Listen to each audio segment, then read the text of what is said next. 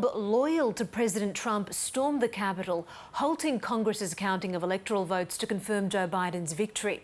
Reed Gallen is co-founder of the Lincoln Project and an independent political strategist. He says yesterday was a dark day in American history. I grew up in Washington, D.C. My dad worked in that building for most of my childhood, and I have fond memories of that, being a kid who was lucky enough to go there and call it partially home. And so from my perspective, it was just so sad. And I think that, even more concerning was that while Donald Trump has been attacking American democratic institutions for now going on 5 years, this was the first time that one of our actual institutions was physically attacked. And so, for Americans, this is just something that, we're not used to. Maybe we're used to seeing it overseas in other countries. But when you're sitting in your house, far from Washington, and you see these people breaking windows, sitting in the House chamber, sitting in the Senate chamber, making a mockery of our government, making a mockery of our democracy, it's just beyond the pale. This was a pretty well-organized event. I believe that President Trump, as far back as December 19th of last year, had encouraged his followers and supporters to come to Washington on January 6th.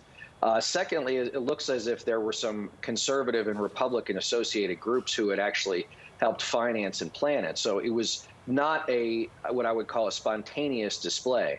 I think that the fact that the president said, let's march up Pennsylvania Avenue and go show those people what we're going to do, I think was the inflection point. But my real concern, to be honest with you, is that this is not probably getting the attention or, frankly, the understanding, not only from our political leadership, but from everyday Americans about just what this means. I was talking to a friend of mine who's Egyptian yesterday, and he said his biggest concern is that once violence becomes the political language of a country, it's very, very difficult to turn that off. We should say this, is that most of Donald Trump's cabinet were always, hangers-on, close family friends, donors, whatever the case might be. So these were not a group of people who were willing to take him out of office. Mike Pence has said he's not willing to do it. There are now, I believe, 2 cabinet members who've already resigned. I believe that we'll probably see more here in the next day or so. So I believe that if anyone's going to remove him from office, either Donald Trump will quit, which I don't see, or the Congress will impeach and convict him and ultimately remove him, which, again, with now about 12 days to go, I think looks like a pretty tough sell, simply because they just don't have the time. And so now I think that we're in a position where you have a president who's out of touch, who's clearly mentally unbalanced, and very little to anything that any of us can do about it. The thing is, the presidency, as you all know, and, most of the rest of the world probably knows far more about American presidents than they could ever hope to, is that, they're called the most powerful man in the world for a reason, which is they sit atop the world's biggest economy and the world's, the most powerful military the world has ever known.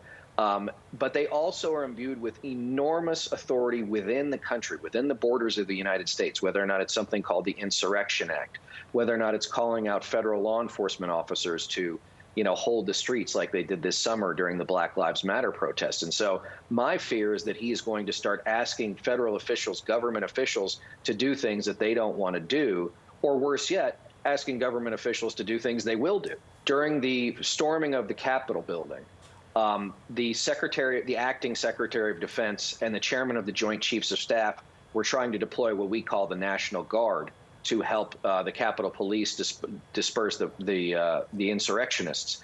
And what we found was that either President Trump would not or could not be reached, and therefore they went to Vice President Pence for him to give the direction of how we have to go. That is, by definition, an executive branch in the United States that is not functioning correctly.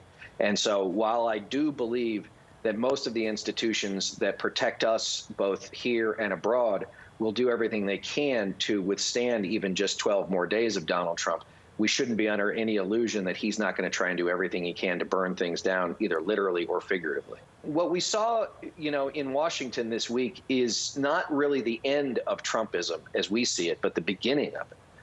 That what you saw people like Senator Josh Hawley from Missouri and Ted Cruz from Texas do is try and claim the mantle of Donald Trump's supporters. They went through all of this and were happy to see the violence because they believe that gives themselves an inside track to be the next Republican nominee for president in 2024. They have claimed only ambition, have sacrificed all conviction. This is only about them and their attempted ascendance to power. And so I don't believe that Donald Trump is going anywhere from a political perspective. He has always, even before he took office, wanted to be in the middle of every last thing he could be in. And so I think that he likes being atop the Republican heap. You should understand that domestically, he owns most of the Republican political infrastructure, from what we call the Republican National Committee and all of our different state parties. The data lists, the bank accounts, most of those things will remain more or less in his possession and under his control, and we should assume that he'll take full advantage of them. Well, for more international reaction now on the chaos in the US Capitol, we're joined now by Deutsche Welle correspondent Chiponda Chimbelu in Berlin. Chip, thanks for speaking to us tonight. Angela Merkel has been particularly critical of the events in Washington. How have lawmakers reacted in Germany and right across Europe?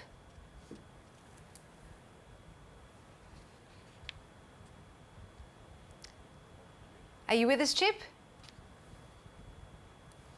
We seem to be having some technical issues there. We'll give it a moment more.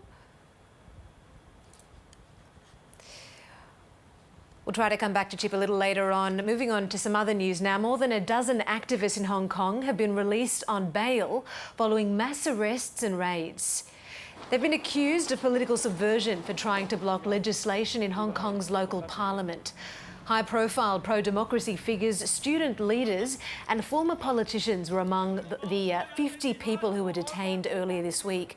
Beijing has defended the move, saying it's an internal matter for China only.